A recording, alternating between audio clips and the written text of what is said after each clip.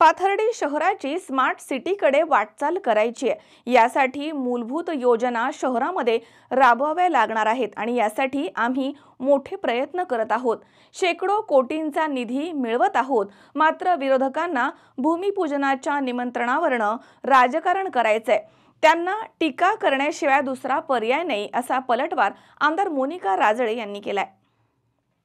Sairam electronics and batteries सर्व प्रकारच्या नामांकित कंपन्यांच्या बॅटरीज, इन्व्हर्टर, सोलर, इलेक्ट्रॉनिक वस्तू सायराम इलेक्ट्रॉनिक्स मध्ये होलसेल दरात उपलब्ध। ठिकाण नगर मनमाड रोड, खरेदी विक्री संघ, व्यापारी संकुल, राहुरी, गणेश देवतरसे। मोबाईल नंबर 93 25 42 22 32 आणि 77 09 80 59 05। पाथर्डी शहरासह उपनगरामध्ये वाढ होत आहे। स्मार्ट सिटीकडे वाटचाल करायची असेल तर रस्ते, गटार, पाणी योजना, विद्युत योजना शहरामध्ये राबवावी लागेल। यासाठी आम्ही प्रयत्नांची पराकाष्ठा करून शेकडो कोटी रुपयांचा निधी मिळवत आहोत। मात्र विरोधकांना यातही भूमिपूजनाच्या निमंत्रणावरून राजकारण करायचं असल्यानं त्यांना टीका करण्याशिवाय आता दुसरा पर्याय नाही, असं प्रत्युत्तर आमदार मोनिका राजळे यांनी दिलंय। मागील 4 दिवसांपूर्वी खासदार निलेश लंके यांच्या अध्यक्षतेखाली आणि प्रताप ढाकणे यांच्या प्रमुख उपस्थितीमध्ये आढावा बैठक संपन्न झाली आहे। यावेळी लंके, ढाकणे, राष्ट्रवादीच्या काही पदाधिकाऱ्यांनी शहरामध्ये सुरू असलेल्या विकास कामांसंदर्भात काही प्रश्न उपस्थित करून लोकप्रतिनिधी आणि प्रशासनावरती भ्रष्टाचाराचे आरोप केले होते। या आरोपांना उत्तर देण्यासाठी नगरपालिकेच्या सभागृहामध्ये आमदार मोनिका राजळे यांच्या प्रमुख उपस्थितीमध्ये पत्रकार परिषद संपन्न झाली आहे। यावेळी पुढे बोलताना आमदार राजळे म्हणाल्यात की वाढत्या शहरीकरणानुसार शहर विकासाचा आराखडा आपण तयार केलाय। त्याप्रमाणे नागरिकांना विविध प्रकारच्या सुविधा मिळाव्यात यासाठी विविध योजना राबवण्यात येत आहेत। विशेष कामासाठी वरिष्ठ स्तरावरून निधी मिळवणं सोपी बाब नसते। तसेच निविदा देखील ऑनलाईन प्रकारे प्रसिद्ध होत आहेत।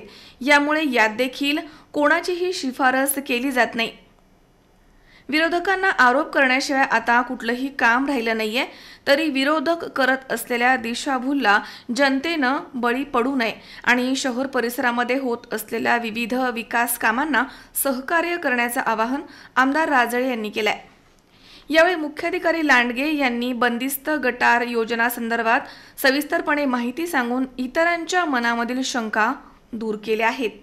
यावेळी मुख्याधिकारी संतोष लांडगे तसेच माजी नगराध्यक्ष अभय आव्हाड, डॉक्टर मृत्युंजय गर्जे, नंदकुमार शेळके, रामनाथ बंग तसेच रमेश गोरे, नामदेव लबडे, बजरंग घोडके, प्रसाद आव्हाड, अनिल बोरुडे यांच्यासह विविध विभागाचे कर्मचारी, पदाधिकारी या ठिकाणी उपस्थित होते। आपल्या सर्वांना इथेच विनंती करायची की गेल्या 1.5-2 महिन्यापासून या योजनेबद्दल अनेक शंका, कुशंका, तक्रारी होत्या। शिवसाहेबांना विनंती असेल आपल्या माध्यमातून की आज ज्या काही पत्रकार बांधवांना, नगरसेवकांना ज्या अडचणी असेल, जिथे काम चालू तिथं काम चालूचं बोर्ड असेल, तिथलं सार्वजनिक शौचालय कायमस्वरूपी आणि स्वच्छता ही असेल, तीर्थ शौचालय असेल, की ज्या तक्रारी असेल, समजा काम सुरू करायची पूर्वसूचना, जसं घंटा गाडी येताना आपण कचरा उचलायला गाडी येते, तशा ज्या काही सूचना या ठिकाणी मांडलेल्या आहेत त्याची दखल घेऊन उद्यापासूनच ते खरं तर इम्प्लिमेंट झालं पाहिजे।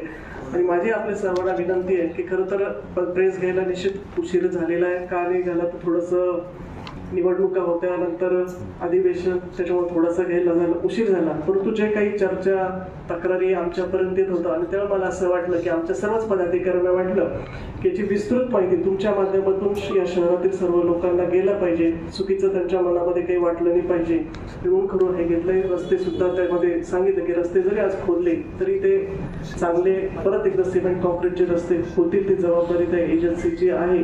आणि भविष्यात सुद्धा या शहराच्या विकासासाठी आता आमचा प्लॅन असा आहे की प्रशासकीय इमारत झालं, पोलीस स्टेशन झालं, आपले बस स्टँड झालं, जॉगिंग पार्क झालं, तिथं आता फक्त येणाऱ्या काळामध्ये फार तर प्रशासकीय इमारती बरोबरच जॉगिंग पार्कमध्ये मुंडे साहेबांचा पुतळा आता पूर्ण झालेला आहे। त्याच्या काही तांत्रिक आहे, ज्या NOC वगैरे लागतात वेगवेगळ्या विभागाच्या, त्या मिळाल्या। कल्ला संचलनाची परवानगी असते ती राज्य पातळीवर, त्या मिळाले की त्या पुतळ्याचं लोकार्पण सोहळा सुद्धा फार तर या महिन्यामध्ये घेण्याचं आमचं प्लॅनिंग आहे। परंतु भविष्यात जे काही प्रलंबित प्रश्न आहेत, जे शहर वाढते, तर मला वाटतं जे काही मोठे प्रश्न होते ते आपण सोडवण्याचा प्रयत्न केलेला आहे। परंतु जी आपली गुजरातच्या एजन्सीला काम दिलं. शेवटी आपल्याला माहिती आहे की टेंडर प्रक्रिया ही ऑनलाईन, भारतातला कुठलाही मनुष्य ही योजनेमध्ये किंवा एजन्सी यामध्ये सहभागी होऊ शकतो. पण जो आरोप केलेला आहे तो एकदम खोटा आहे. कारण की मी तर खूप छोटे कार्यकर्ते, परंतु आमच्या नेतृत्वावर या ठिकाणी आरोप केला जातो फडणवीस साहेबांवर की सगळे प्रोजेक्ट गुजरातला जाते किंवा गुजरातची लोक येतात. शेवटी विकासाचं मॉडेल हे गुजरात आहे आणि म्हणून संयोगाने ही एजन्सी या ठिकाणी आणि तिला काम मिळालं. ती त्या सर्व निविदा प्रक्रिया असेल किंवा ज्या काही टेंडर प्रक्रियेमध्ये नॉर्म्स असतील, नियमावली असेल, त्यामध्ये ती बसली असेल, ती लोएस्ट असेल म्हणून तिला काम मिळेल. यामध्ये कुठलाही राजकीय हस्तक्षेप नाहीये. जर यामध्ये राजकीय हस्तक्षेप करायचा असेल तर नगर जिल्ह्यातील महाराष्ट्रातील एखाद्या एजन्सीला काम देता आलं असतं. म्हणून हा आरोप अतिशय चुकीचा आहे. सचिन दिनकर, C24 तास, पाथर्डी. सुनबाई, आजही चहा काल सारखाच बनव. अगं, कोणती नवीन चहापत्ती आणली आहेस का? काय ग, कालच्या चहाचं रहस्य काय आहे? प्रत्येक चांगल्या चहासाठी आवश्यक आहे राजहंस दूध. चहापत्ती तीच, फक्त दूध नवीन. आणि माझ्या चहाला मिळाला सुंदर रंग आणि स्वाद. तुम्ही फक्त दूध बदला. राजहंस दूध आणा आणि असा मस्त चहा बनवा.